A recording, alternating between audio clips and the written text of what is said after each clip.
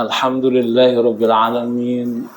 Wabihi nasta'inu ala umuri dunya waddin. Assalatu wassalamu ala ashrafil mursalin Sayyidina Maulana Muhammadin wa ala alihi wa sahbihi ajma'in. La hawla wa la quwwata illa billahil aliyyil azim. Amma ba'du. Al-Fatiha.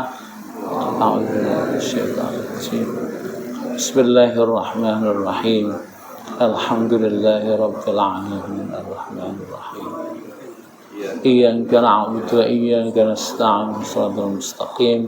Shiratal ladzina an'amta 'alaihim ghairil maghdubi 'alaihim waladdallin. Amin.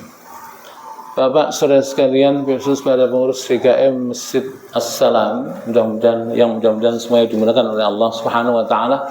Alhamdulillah, kita bersyukur pada Allah pada malam hari ini kita bisa ngaji dalam keadaan sehat walafiat. Mudah-mudahan semuanya kita yang hadir masjid ini dimudahkan oleh Allah Subhanahu wa taala. Salam dan salam mudah-mudahan senantiasa dilimpahkan kepada junjungan kita Nabi Muhammad sallallahu alaihi wasallam, keluarganya, sahabatnya dan pengikutnya hingga akhir zaman. Bahasan kita kali ini adalah fi hukmil haidi wan nifas. Pada hukum haid dan nifas. Ini lazim bahasan ini adalah untuk ibu-ibu. Karena bapak pasti nggak pakai haid. Cuma problemnya adalah yang tanggung jawab pada ibu-ibu itu bapak-bapak semuanya. Nah, di sini menjadi penting karena kemudian kalau ibunya salah, yang salah duluan bapaknya. Ini ya, makanya bapak harus paham. Oh, laki-laki kok ngurusin haid. Tapi ya kayak itulah agama. Oleh karena itu kita berkaitan dengan istri kita, kemudian berkaitan dengan anak kurban kita, yang itu punya hak mereka atas kita sekalian untuk mendapatkan jawaban atau apa itu penjelasan tentang masalah berkaitan dengan haid itu tadi. Ya. Haid itu apa? Damun yurkhihir rahim idza balagatil mar'ah. Ya'taduha fi awqati ma'lumah. Haid itu adalah darah yang keluar dari rahimnya wanita dan kemudian datang dia pada saatnya. Li hikmati tarbiyatil walad, ini berkaitan hikmah untuk lahirnya satu anak. Wa aqalluhu yauma wa lailah, paling tidak haid itu sehari semalam. Au khamsata asyra yauman, paling banyak itu 15 hari. Wa sarut tuhri la hadda lahu, dan kemudian banyak-banyaknya suci itu enggak ada hitungannya. Wa ghalibuhu salasatu au arba'atun wa ishrina yauman. Cuma umumnya orang suci itu adalah 13 hari atau 15 hari. Ini adalah umumnya, ghalibnya seperti itu. Ya. Ada lebih kecil dari itu ada, karena nanti tinggal mengurangi. Jadi kalau haid itu minimal itu adalah sehari semalam. Ada orang-orang yang memang haid itu sehari semalam, gitu ya. Seperti itulah, sehingga kalau seperti itu maka kemudian habis selesai haid harus kemudian mandi. Lah haid itu sendiri apa? Haid itu adalah darah yang keluar dari rahim wanita. Itu dari wanita akibat tidak adanya pembuahan yang dilakukan oleh orang itu, sehingga kemudian sel telur tidak dapat pembuahan. Ini macam-macam. Bisa jadi karena memang ada masalah berkaitan dengan sel telur itu. Tapi bisa juga berkaitan dengan masalah bahwa sperma tidak kuat untuk membuahi wanita, sehingga walaupun ada sperma maka nggak ada manfaatnya, gitu. Seperti itu. Cuma yang lazim itu terjadi pembuahan. Makanya bagi kita sekalian memahami ketika terjadi menstruasi seperti itu, maka kemudian hati-hati. Hati-hati apa? Insya Allah kalau kemudian Allah berkenan dan kemudian menghasilkan anak dan terjadi pembuahan pada indung telur, maka insya Allah jadi anak dan ujungnya tidak haid lagi. Tapi kalau kemudian ini mental karena suatu dan lain hal, maka kemudian orang akan haid. Jadi dinding rahim itu ada sel telur yang banyak banget. Ketika mendapatkan pembuahan dari hal yang umum, maka kemudian ada salah satunya yang kemudian berkembang, itulah nanti yang menjadi janin. Nah, kalau nggak ada, maka kemudian dia akan keluar pada saatnya. Dan haid itu, darah haid itu warnanya hitam kecoklat-coklatan, rasanya panas, kemudian dia baunya khas. Pernah ada yang mencium darah haid? Jadi baunya itu haid khas itu. Nah, makanya bagi kita sekalian, karena nanti ada namanya istihadah, ada namanya nifas, ya. Ada namanya istihadah, ada namanya nifas. Lah, cirinya haid itu adalah tadi, pertama merah kehitam-hitaman dan kental. Itu, jadi baunya khas dan ketika keluar sakit, agak panas itu. Seperti itu. Makanya kalau anak baru haid, maka akan ngeluh itu, kok sakit itu. Ya, kayak gitulah. Itu ciri haid. Kalau seperti itu, maka dipastikan haid. Tapi ada namanya istihadah. Istihadah itu apa? Darah yang keluar akibat penyakit. Nah, ini terjadi pada usia menjelang menopause. Dia warnanya merah kepucat-pucatan. Ya, enggak sakit juga gitu. Cuma kayak begini orang harus kemudian wajib sholat. Kalau haid tadi nggak boleh sholat karena haid, nggak boleh puasa. Tapi kalau kemudian istihadah karena darah penyakit, maka orang wajib sholat, orang wajib puasa, seperti itu. Nah, ini warnanya merah kepucat-pucatan, kalau mau keluar saja. Nah, ini sering terjadi pada wanita mendekati usia menopause. Berapa kira-kira? Ya sekitar 50 tahunan, 40 ke atas lah. Ya 50 tahunan itu rata-rata atau banyak seperti itu. Apalagi pada orang yang tidak mendapatkan pemenuhan gizi. Maka para suami ini harus memenuhi gizi daripada istrinya. Karena apa? Karena ketika terjadi menstruasi itu nanti kemudian terjadi gugurnya dinding rahim. Dan kalau dinding rahim itu kemudian gugur, maka sekitar 50.000 sel akan turun. Nah, untuk kemudian mengcover ini, maka kemudian dibutuhkan makanan yang bergizi untuk wanita. Supaya apa? Supaya terjadi regenerasi sel. Nah, kalau enggak, jangan tekor gitu. Kalau tekor, maka istihadah atau penyakit itu banyak. Seperti itu, makanya ada orang-orang yang kemudian menopause-nya maju ke depan, tidak subur pada usia yang subur dikarenakan karena problem gizi. Oleh karena itu kita sekalian para suami harus memperhatikan namanya gizi untuk istri. Jangan tiap hari sayur asem, ikan asin, sambal. Enak sih enak. Cuma masalahnya itu tidak ada gizinya. Ikan asin itu kan nggak ada gizinya. Yang ada gizinya itu ya itu ikan yang seger itu ada gizinya. Sehingga kalau orang makan ikan asin melulu, mau teri kek, mau bawal kek, kemudian mau yang lain kek, itu nggak ada gizinya. Dan itu kadang-kadang kemudian malah menimbulkan masalah. Nah, orang kena penyakit gondok, apa namanya? Ya, itu karena itu tadi dikarenakan banyak makan asin yang itu dapatin dari ikan asin. Ya perlu sekali-sekali perlu sekali-sekali Pak Sayuti. Cuma kalau terus-terusan ikan asin lagi, bosan gitu ya. Jadi wanita butuh itu tadi. Tidak sekedar pada makannya di mana, Satri Tuhan, makanya itu di mana saja asal yang dimakan itu yang bagus. Nah, Maka makanan yang paling bagus yang kemudian akan menghambat terjadinya istihadah itu adalah ikan segar. Silahkan, nggak apa-apa. Ikannya silahkan, mau lele, kayak mau apa, itu yang kemudian segar. Nah, ada keliruan di antara kita. Kita ini kadang-kadang, mohon maaf, sering makan makanan gorengan. Ya, makanan gorengan itu adalah mengandung oksidan tinggi. Mau tahu kek, mau tempe kek, seperti itu. Oleh karena itu pada usia-usia 50 tahun kayak begini Pak Sayuti, maka hendaklah hindari gorengan. Tapi kalau nggak ada gorengan, nggak mantep. Apalagi namanya Ramadan gitu.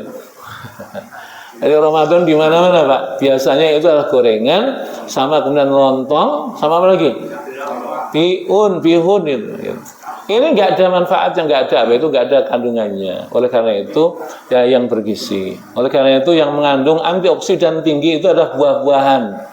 Itu yang bagus. Sehingga wanita atau laki-laki yang kemudian makan buah-buahan banyak, maka kemudian akan terjaga dari penyakit, termasuk kemudian itu tadi urusan penyakit yang itu tadi akan tertangani ketika kita makan antioksidan yang banyak seperti itu. Nah, balik lagi. Maka kalau kemudian wanita-wanita yang tidak mendapatkan pemenuhan gizi, itu nanti dampaknya banyak Pak. Banyaknya dampak itu dikarenakan pertama berkaitan dengan daya tahan tubuh. Wanita daya tahan tubuhnya rentan. Nah ini punya efek panjang. Kenapa wanita itu banyak emosi? Kenapa kemudian wanita itu banyak pelupa? Ini karena pola konsumsi. Pola konsumsi. Jadi kalau tiap hari ikan asin mulu sama sayur asem sama sambal, ya bukan nggak bagus itu. Cuma itu tadi tidak banyak menimbulkan efek untuk recovery sel. Ini ya. Makanya kalau kemudian orang banyak makan buah, maka kemudian insya Allah kemudian dia akan tertahan akan terjadi regenerasi sel dan menjadi baik, sehingga kadar emosionalnya tidak tinggi, marahnya nggak tinggi, dan kemudian nggak pikun. Karena tadi urusannya luruhnya dinding rahim itu kalau nggak recovery, tadi saya sampaikan bahwa ini akan secara emosional kemudian berdampak itu.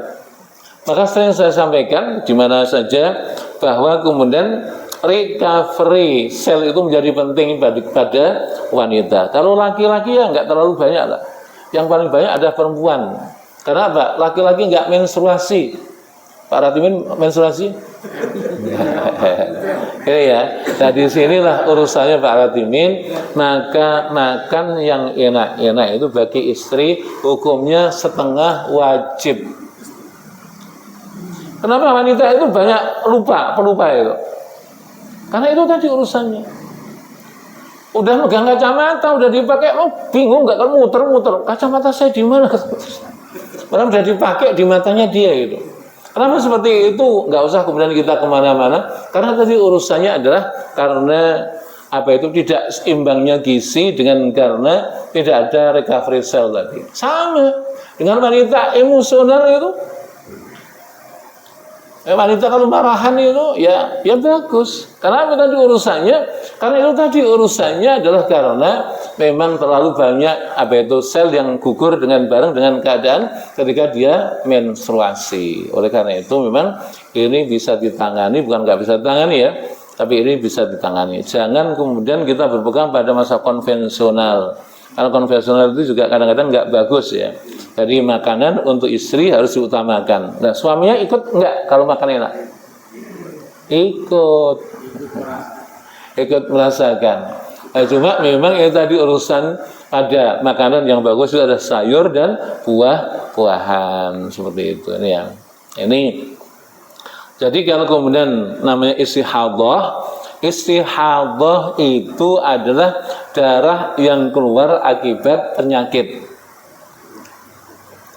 Istihadah itu nggak tentu. Kalau menstruasi tertentu ya. Tadi paling sedikit adalah sehari semalam.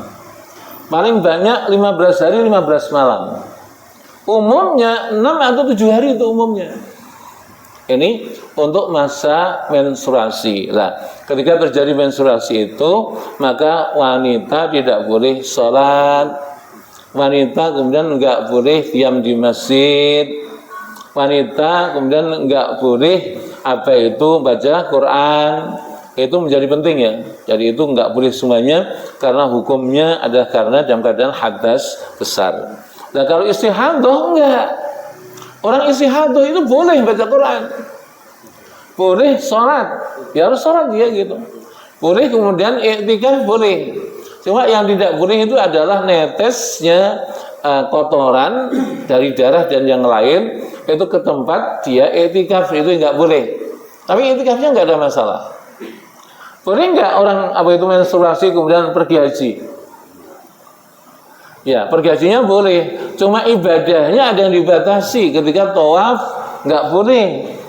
Sa'i nggak boleh. Karena apa? Tawaf dan sa'i itu di masjid. Cuma kalau kemudian dia istihadah, maka nggak ada masalah. Masalahnya cuma satu, bagaimana kemudian dia mengamankan keadaannya itu sehingga kemudian tidak menetes daripada najis ke tempat masjid itu tadi. Itu ya. Itu bedanya istihadah dengan menstruasi. Ada namanya wiladah. Wiladah itu apa? Wiladah itu darah yang keluar akibat melahirkan. Ya. Akibat melahirkan darah keluar namanya wiladah. Wiladah itu sedikit-dikitnya kecurutan. Curut gitu. Dah hilang. Sedikit-sedikitnya, termasuk yang terjadi pada ibunda Nabi Muhammad SAW, itu wiladahnya sekali keluar sudah selesai. Kalau seperti itu, maka kemudian ketika mandi suci. Tapi umumnya 40 hari atau 60 hari. Ini umumnya 40 hari atau 60 hari. Nah, risiko atas orang-orang yang sedang wiladah tadi sama, dia nggak boleh sholat, dia nggak boleh puasa, dia kemudian nggak boleh baca Quran, karena itu tadi urusannya. Jadi ketika dia wiladah itu seperti itu, nggak boleh sama sekali. Sholat, puasa, masuk masjid, kemudian baca Quran itu nggak boleh. Kemudian termasuk talak. Talak itu kalau istri sedang haid, Pak Ratimin, nggak boleh ditalak. Kenapa seperti itu? Nanti nunggu suci, baru kemudian ditalak. Begitu suci lupa lagi, nggak pengen nalak istri, ya udah aman ya. Lanjut. Kadang-kadang ya, saya hari Ahad kemarin itu ngurusin 2 perkara. Satunya orang mau cerai, satunya orang mau rujuk. Ya, perlawanan. Alhamdulillahnya yang mau cerai nggak jadi cerai. Yang rujuk, ya rujuk. Ini alhamdulillahnya. Ya, makanya advisor, penasihat itu memang harus harus punya wawasan yang luas. Saya tanyakan pada dia, kalau kemudian sampean itu cerai, untungnya apa? Ya nggak untung Pak Kiai lah. Makanya kalau nggak untung ngapain situ maksain untuk cerai? Istri saya itu banyak kelemahannya loh. Jangankan istri situ, istri Rasulullah juga kadang-kadang ada kelemahannya. Mulia mana istri situ dengan istri Rasulullah? Ya istri Rasulullah. Makanya kayak gitu. Kalau Rasulullah mendapati istrinya yang kemudian ada kurangannya, maka Rasulullah memaafkan, selesai urusannya. Kalau kemudian situ mematok istri Aisyah, itu nggak ada di dunia ini orang kayak Siti Aisyah, nggak ada. Sama dengan kayak Siti Fatimah, nggak ada orang kayak Siti Fatimah. Makanya kalau kemudian Siti Markona, insya Allah banyak. Jadi kalau Siti Markona kayak gitu. Ini alhamdulillah selesai, dan kemudian yang mau cerai nggak jadi cerai, yang kemudian urusan yang kemudian rujuk, alhamdulillah lancar rujuknya gitu. Nah, terus gimana Ustadznya? Ya pulang. Kan urusannya cuma mau rujukin orang kan, nggak bisa nimbrung kan? Ya, saya nimbrung dulu itu kurang ajar itu. Makanya seperti itu. Nah, ini menjadi penting karena sekarang itu keadaan suka panas. Hal-hal kecil bisa menjadi besar kalau dibesar-besarkan. Sebaliknya kalau hal besar bisa menjadi kecil kalau kemudian dikecilkan. Nah, kita maunya yang besar dikecilkan, yang kecil jangan dibesarkan ya. Sehingga masalahnya luar biasa. Saya tanya ada orang mantu di hotel di hotel sini di dekatnya HI itu. Saya bilang satu porsi untuk tamu berapa Pak? 750.000. Bayangkan kalau yang diundang 1.000 orang butuh duit berapa? 750 juta. Gitu kok mau cerai gitu. Ya, itu kok mau cerai, modalnya besar ya. Kayak begitulah, sehingga ini tadi harus direm. Remnya itu jangan geladrah, jangan ikuti hawa nafsu, kemudian seperti itu. Nah, ini ya. Balik pada masalah ma yubahu ma'al haid wan nifas, suatu yang dibolehkan ketika orang haid dan nifas. Tadi yang tidak boleh adalah orang haid dan nifas, itu adalah baca Quran, sholat, puasa, iktikaf, itu ya, itu semuanya nggak boleh. Tapi kalau istihadah, tadi saya katakan istihadah itu boleh, cuma masalahnya dia harus menjaga supaya darah itu nggak keluar dan nggak turun ke tempat sholat itu tadi. Bagaimana kalau guru TPA? Kalau haid boleh ngajar nggak? Nggak boleh. Kenapa? Haid dia masalahnya. Kan bukan baca Quran, tapi bukan penggalan dari Al-Quran sama. Mau penggalan Al-Quran, mau Al-Qurannya, maka kalimatnya tidak boleh seperti itu. Lah, masalah duduknya boleh nggak apa-apa. Cuma ada batasan. Bolehnya orang haid itu di mana? Di luar masjid. Masjid itu mana? Masjid itu ruangan utama sholatnya masjid. Jadi kalau kemudian di teras itu bukan masjid lagi. Jadi kalau dengerin pengajian kemudian orang di teras gara-gara haid, maka kemudian boleh-boleh saja karena bukan di masjid. Tapi kalau di masjidnya maka kalimatnya tidak boleh seperti itu. Nanti ada yang ngeyel, bukannya teras itu teras masjid? Iya sana, teras masjid. Nanti kalau halaman masjid. Iya kan? Kamar mandi masjid. Apakah sama kamar mandi masjid dengan masjid? Enggak, beda itu. Sama dengan teras masjid tidak masuk kategorinya masjid. Maka kemudian harus ada keringanan seperti itu. Sekiranya kemudian ada hal-hal yang penting bagi orang yang menstruasi tadi, maka kemudian dilakukannya di luar masjid, di teras dan yang lain seperti itu. Termasuk kemudian yang dibolehkan, ya, ma yubahu ma'al haidi wan nifas, sesuatu yang dibolehkan pada orang yang haid dan nifas. Pertama, al-mubasyarah fi ma dunal farji. Mubasyarah ini adalah mencari kenikmatan, asal bukan farjinya. Farji itu kemaluan laki-laki, itu farji. Kalau kemaluan wanita namanya mukasyafah atau khasyafah, itu adalah kemaluan wanita. Jadi kalau kemudian Pak Ratimin lagi isinya lagi haid, asal bukan itunya nggak apa-apa.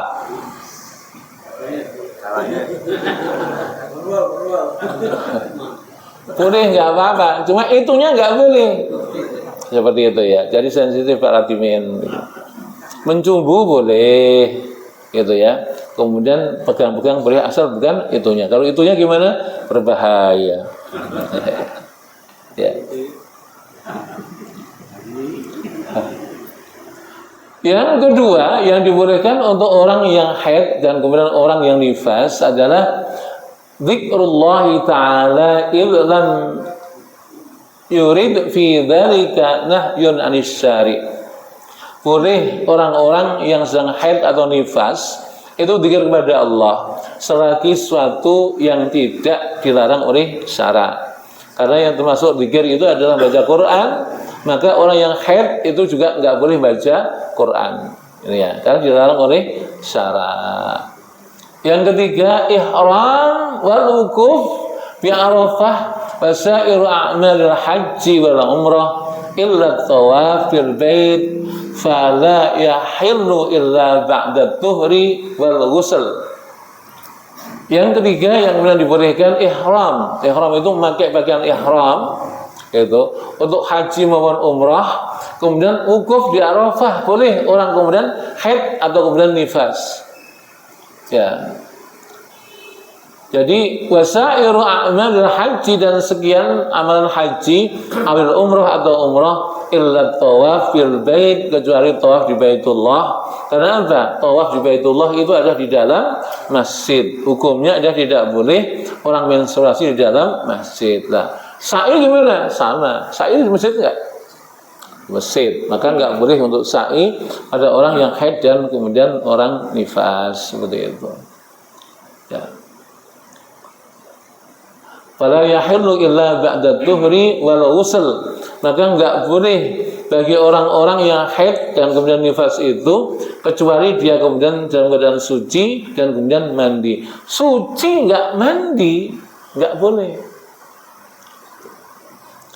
Saya pernah siaran radio Bahana. Itu ada orang ngeyel, Pak. Saya ini umur 32 tahun. Suami saya, kata dia itu doyan banget. Tahu kan maksudnya?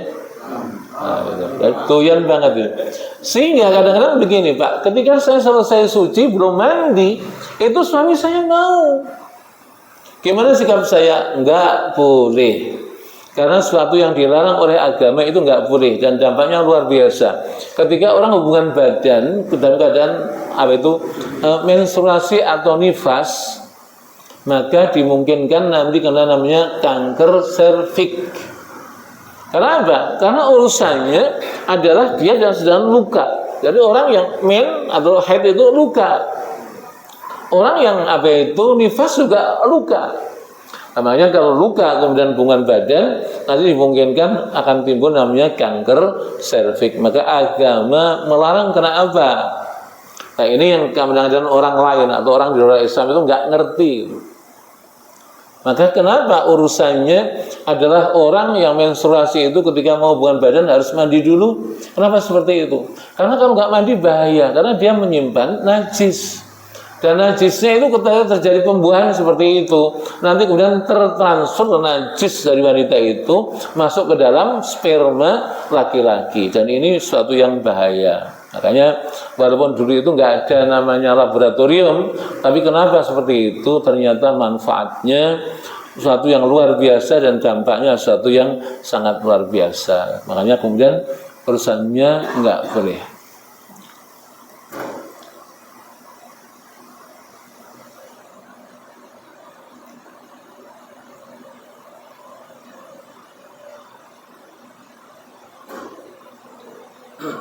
Kemudian wa ma akaltuhuma wa musyarabahuma liqari Aisyah radhiyallahu anha kuntu ashrabu wa ana haid fa ana wiluhu Nabi sallallahu alaihi wasallam fayadau fahu ala mawdi'in fiya fayashrabu wa qali Abdullah bin Mas'ud Sa'altu Nabi sallallahu alaihi wasallam an muwakalah al-haid faqala wakilaha. Jadi kalau urusan mewakilkan maka boleh-boleh saja. Jadi kalau mewakilkan perkara kepada orang yang haid, maka itu urusannya adalah boleh-boleh saja, seperti itu. Nah, ini urusannya menstruasi atau haid, dan kemudian namanya istihadah. Dan kemudian urusannya yang ketiga adalah kemudian nifas. Maka urusannya adalah seperti itu. Baik, sorry, saya putus dulu. Mungkin ada masalah yang diangkat. Ini penting ya? Mau nanya. Silakan. Yang pertama mengenai haid. Ya.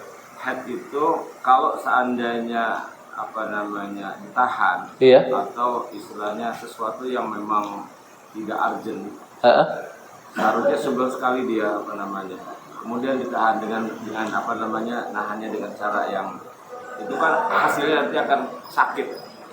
Iya. Bagaimana dengan yang pergi haji? Iya. Itu kan ada suntik dua tahan haid. Iya. Iya. Terus yang kedua, tadi kan belum sempat dijabarin. Kita kan seorang laki-laki itu nggak ngelihat waktu. Iya. Tatkala memang lagi pusing pala kan, bagaimana supaya keluar gitu. Sementara istri itu mes. Iya. Jadi kan dikatakan jangan dimasukkan ke dalam parit perempuan. Iya. Berarti dengan cara di luar itu. Dari tadi kan belum sempat jelas gitu.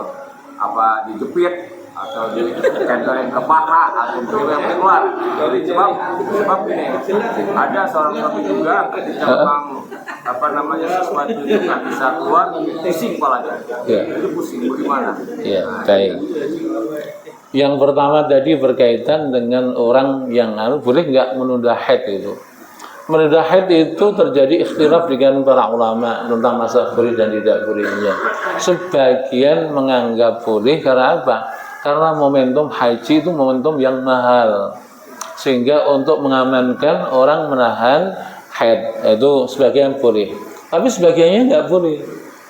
Sebagiannya karena apa? Urusan haid itu fitrah yang ada pada seorang wanita. Nah, sehingga ada aturannya ketika orang menstruasi. Mana yang paling benar kalimatnya wallahu a'lam. Saya nggak bisa menjawab jelas karena tadi alasannya atau argumen yang dibangun adalah haji itu seumur sekali. Kalau kemudian sampai di sana menstruasi, maka kemudian akan rugi. Ini alasan pada orang yang bolehkannya. Cuma masalahnya tidak sederhana itu. Ketika kemudian orang memang menstruasi, ya menstruasi aja. Urusannya ada kemudian rukhsah atau keringanan-keringanan yang terjadi pada wanita ketika dia mendapatkan namanya menstruasi. Nah, ini harus kemudian dibahas dengan detail. Yang kedua berkaitan dengan jima. Jima artinya kan karena istilah dimens. Iya. Ya kan kita seorang laki-laki itu kalau nggak keluar puyeng malahnya kan. Nah si istri pun memang harus mengerti gitu kan, harus mengerti apalagi pengantin baru. Nah ini kan emang kan kita memang harus ngerti ya Sat ya. Iya. Ya artinya puyeng lah nggak keluar, bagaimana di pintu kayak bagaimana? Iya. Jadi memang di sini yang dilarang oleh seorang pria ketika istrinya menstruasi itu mencari kenikmatan antara pusar dan lutut. Tahu ya maksudnya itu? Jadi selagi kemudian kayak gitu wilayah yang antara pusar dan lutut maka hukumnya tidak boleh. Selain itu kemudian boleh. Nah, apakah kemudian ini berkaitan dengan bagaimana kemudian keluarnya sperma yang sebagian orang dikatakan dengan keluarnya sperma itu orang akan menjadi sehat. Apakah bisa seperti itu? Kalimatnya sebagian ulama kan nggak bisa. Di sinilah kemudian ada pilihan seorang laki-laki boleh nikah lebih dari satu gara-gara ini.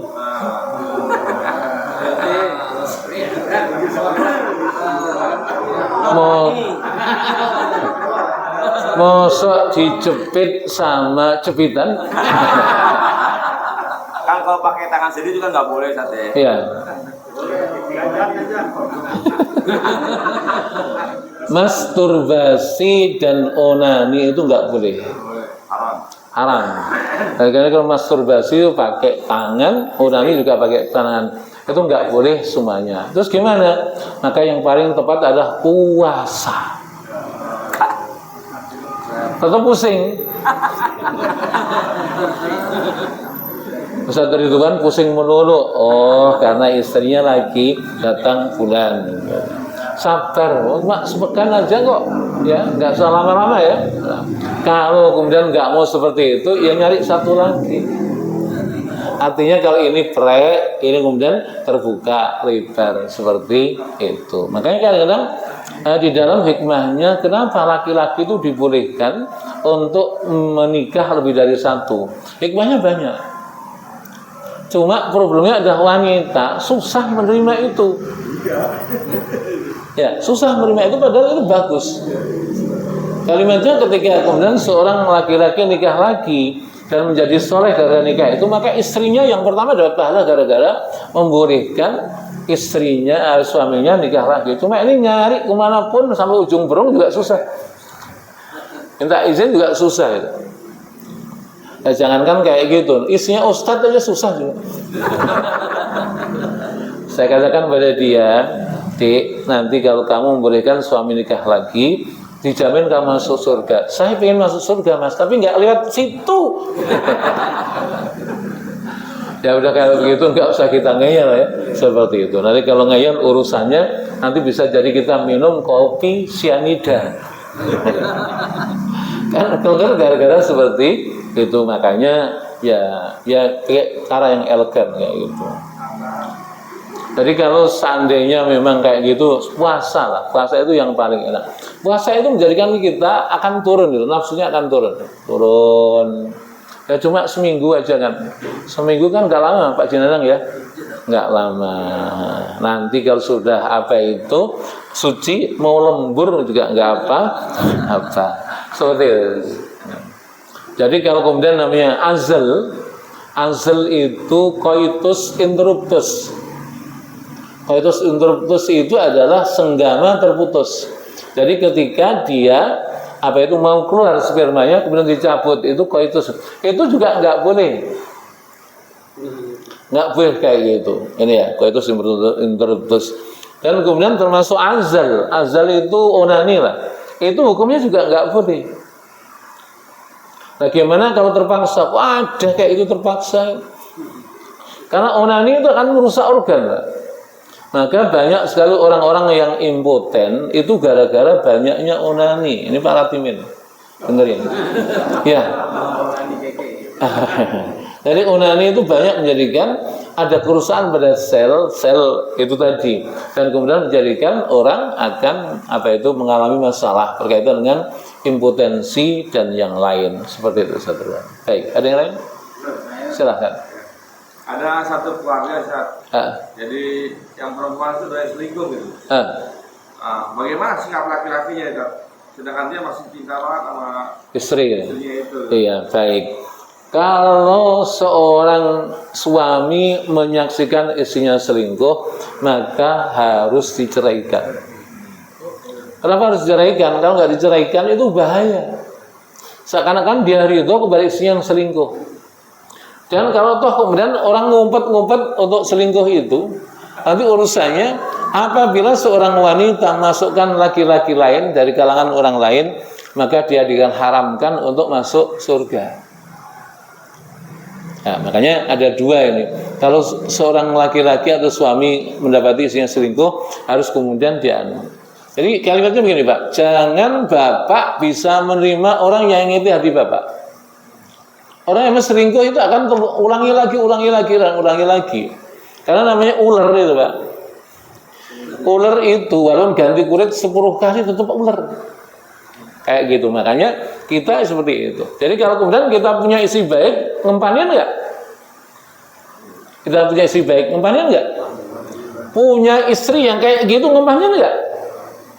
Nah, kalau kemudian kita mau, ya rugi banget kalau kemudian harus ngempani istri itu istri tukang selingkuh. Bahkan ada satu riwayat yang lain, apabila seorang wanita kemudian minta cerai kepada suaminya gara-gara dia tertarik pada laki-laki yang lain, maka akan diharamkan untuk mencium wangian surga. Kalau mencium wangian surga itu nggak boleh, masuk surganya boleh nggak?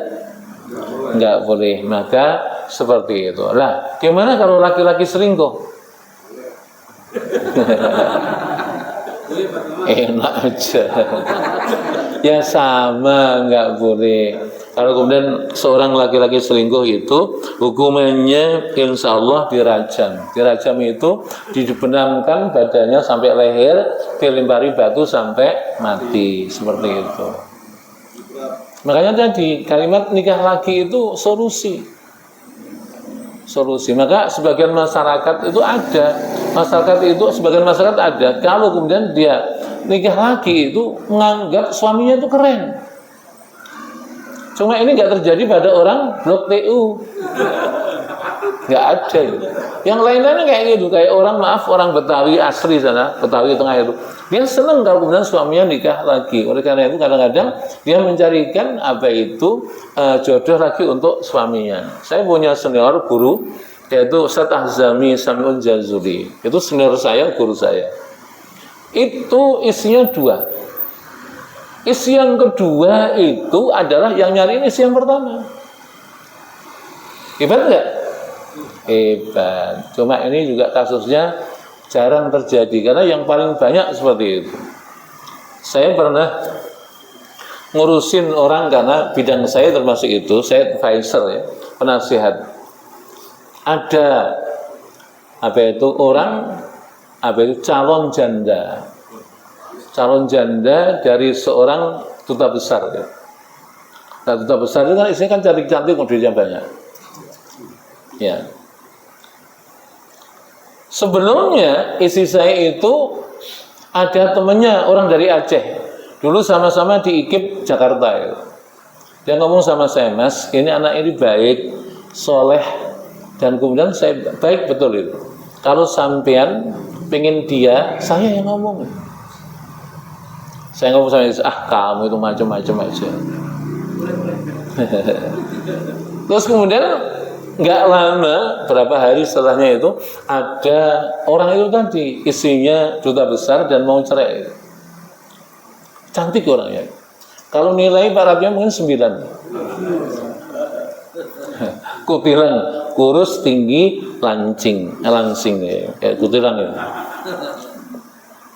Istri saya tanya, Mas itu siapa? Saya katakan calon janda. Harapan saya, istri saya ngomong kalau itu mau, itu saja nggak apa-apa. Cuma istri saya ngomong yang lain. Awas kalau macam-macam.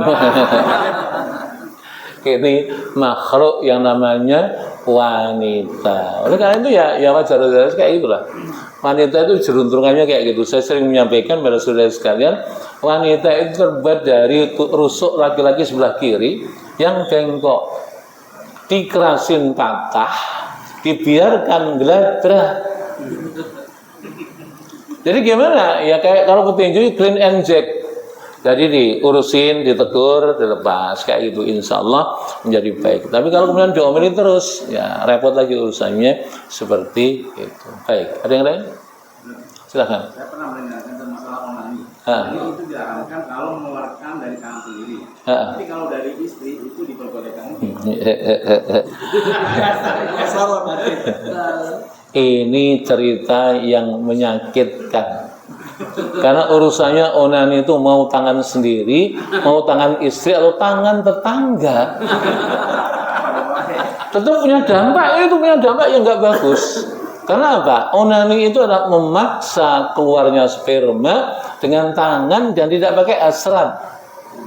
Yang dibenarkan mengeluarkan sperma itu diawali dengan syahwat. Insya Allah ini adalah bagus. Jadi kalau cuma seperti itu, maka kemudian nggak ada manfaatnya. Maka kemudian kalimatnya tidak boleh. Banyak juga kemudian orang kan istri sendiri. Iya, istri sendiri bukan istri orang. Tapi problemnya adalah itu ada orang bukan masalah istri sendiri, tapi masalah onaninya itu yang nggak boleh. Sama dengan masturbasi itu terjadi pada wanita, kalau onani pada laki-laki, kayak gitu.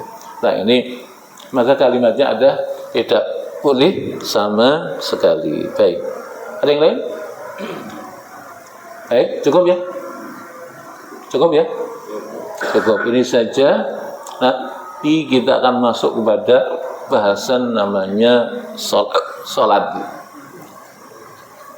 Sholat ini saya yakin kita sudah sholat juga udah dikecil. Cuma masalahnya sholat kita ini perlu sempurna. Oleh karena itu tidak kalah pentingnya kalau kemudian kita kupas sholat itu, karena di dalam sholat itu juga ada banyak pendapat. Nah, nanti ketika bahas sholat, maka pendapat-pendapat itu akan kita angkat sehingga perbedaan yang ada itu jelunturungannya seperti apa. Ini nanti insya Allah akan bahas. Mudah-mudahan ada manfaatnya untuk kita sekalian. Al-Fatihah.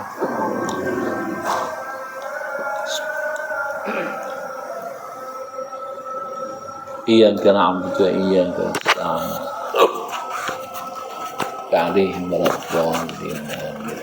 Kita tutup dengan baca kafaratul majlis. Subhanakallahumma bihamdika asyhadu an la ilaha illa anta astaghfiruka wa atubu ilaik wa minkum. Assalamualaikum warahmatullahi wabarakatuh.